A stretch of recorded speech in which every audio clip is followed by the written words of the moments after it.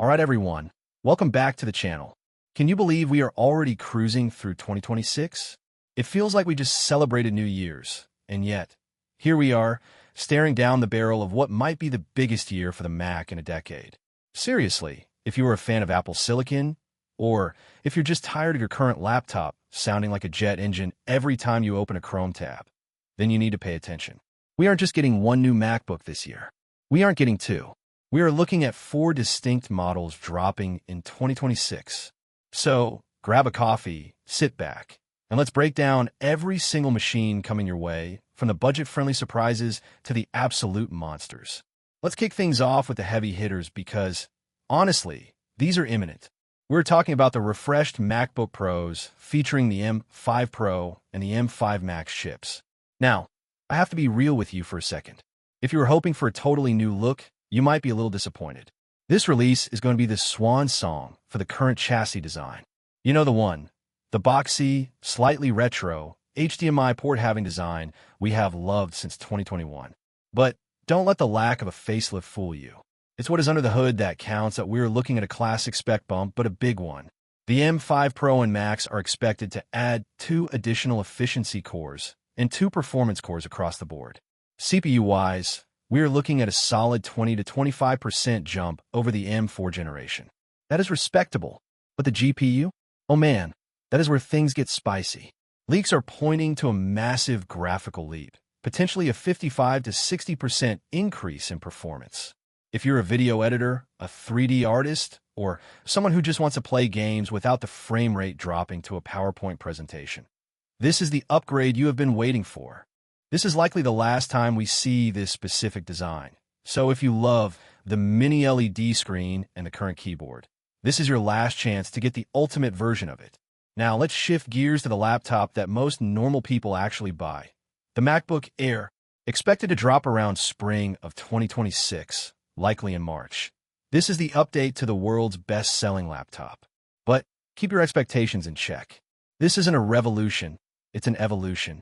The M5 MacBook Air is going to take that same powerful chip architecture from the Pros and squeeze it into that impossibly thin chassis.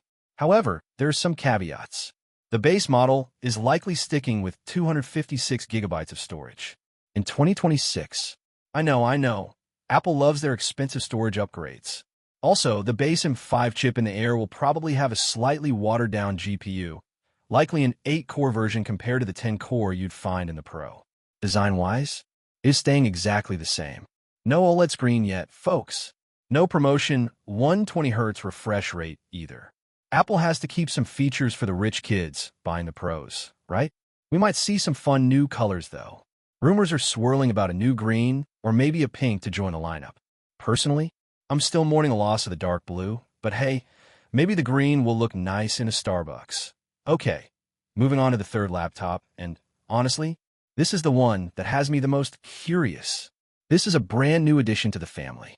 The rumors are calling it the MacBook SE or the MacBook Mini, or maybe just the MacBook. Here is the twist. It won't have an M-series chip inside. Instead, it's rumored to be powered by the A18 Pro chip. Yes, the same silicon that's in the iPhone 16 Pro. Now, before you laugh and say, I don't want a phone powering my laptop, think about it. That chip is insanely powerful. For a student writing essays, browsing the web, or watching Netflix, it is more than enough. The price point is the real killer feature here. We are hearing numbers between $599 and $699. That puts it right in the territory of a high-end iPad or a premium Chromebook.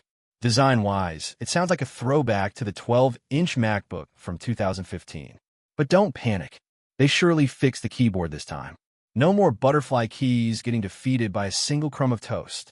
It'll likely have just one USB-C port, which is a pain, but for a budget travel machine, it could be a game changer.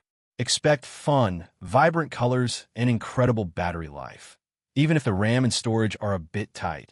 So if you're the type of person who always needs the latest and greatest, you might want to skip the M5 Pros coming out now and wait until late 2026 or early 2027. Why? Because the M6 MacBook Pro is coming, and it is going to be a total redesign. This machine is rumored to finally ditch the current design for something thinner, lighter, and way more advanced. We're hearing about a new vapor chamber thermal system to keep things cool without the fan screaming at you. But the headline feature? The screen. We are finally expecting a tandem OLED display. This is the same jaw-dropping tech found in the iPad Pro. Perfect blacks, infinite contrast, and blinding brightness.